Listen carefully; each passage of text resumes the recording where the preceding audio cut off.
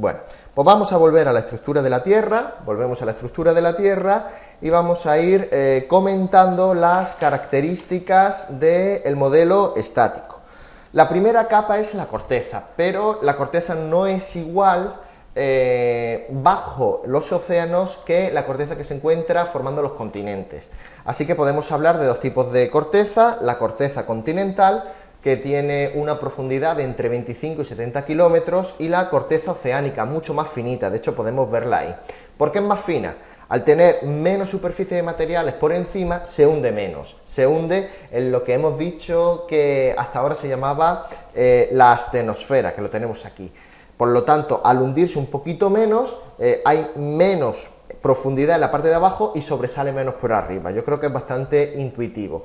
Así que tenemos una corteza continental formada por rocas graníticas, sedimentarias y metamórficas, y una corteza oceánica donde lo que prima son las rocas tipo basalto, ¿vale? Esta corteza tiene una densidad, la media entre la corteza oceánica y la corteza continental, tiene una densidad pequeña, de 3 gramos por centímetro cúbico, y es lógico que tenga una densidad pequeña. Si tenemos una solución, arriba siempre vamos a encontrar las sustancias menos densas y en el fondo encontraremos las más densas. Muchas veces vosotros, cuando tenéis que explicarlo con vuestras propias palabras, decís que pesa más y por lo tanto se encuentra en el fondo, ¿no? O que las rocas del interior de la Tierra pesan más. No es el peso, porque el peso hace relación con la gravedad. Tenemos entonces siempre que hablar de densidad. Así pues, la densidad de la corteza será menor que las que se encuentran en el interior de la Tierra, y es de 3 gramos por centímetro cúbico. Bueno, posteriormente encontramos ya el manto.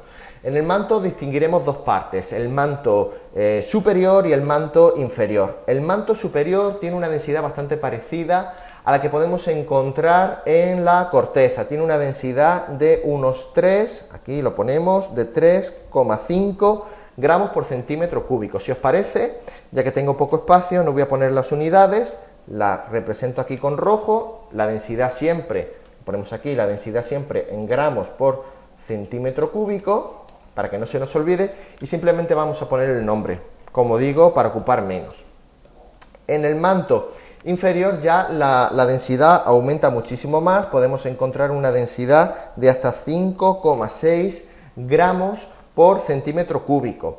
La composición química del manto superior y del manto inferior será bastante parecida, pero debido a ese aumento de presión que podemos encontrar con la profundidad, los minerales cambian, los átomos se reajustan debido a la presión, a la mayor temperatura también, y eso hace que se formen unas estructuras que permiten ser estables con una densidad mayor.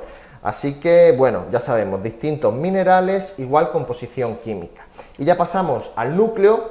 En el núcleo, que como hemos dicho, allí encontraremos materiales ferromagnesianos: hierro, magnesio, níquel, etcétera. Es decir, elementos que tienen un peso atómico muy grande y que son responsables de una densidad muy grande.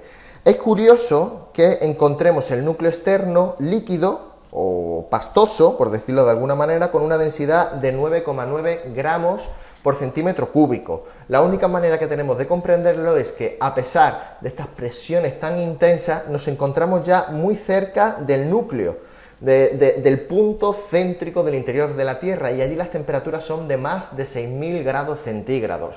Son temperaturas altísimas, responsables de que todos los materiales que se encuentran en el núcleo externo se encuentren, como decimos, en estado líquido.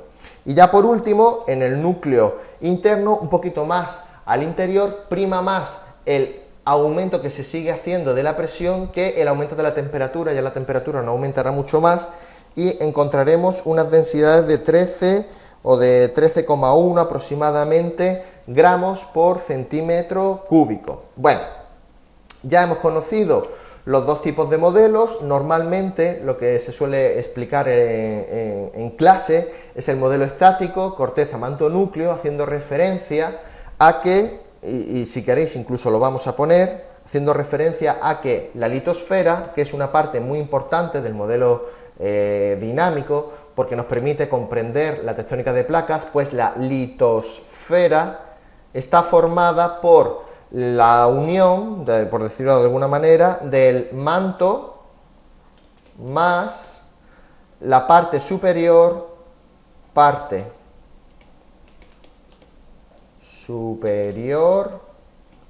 de... No, lo hemos puesto mal. Perdonad un segundo. Es la corteza, la litosfera será la corteza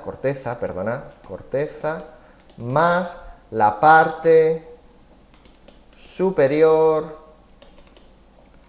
de el manto. Ahora sí. Es decir, manto, la parte superior del manto, corteza, toda la corteza, tanto la oceánica como la continental. Estaba hablándolo y estaba escribiéndolo de una manera diferente.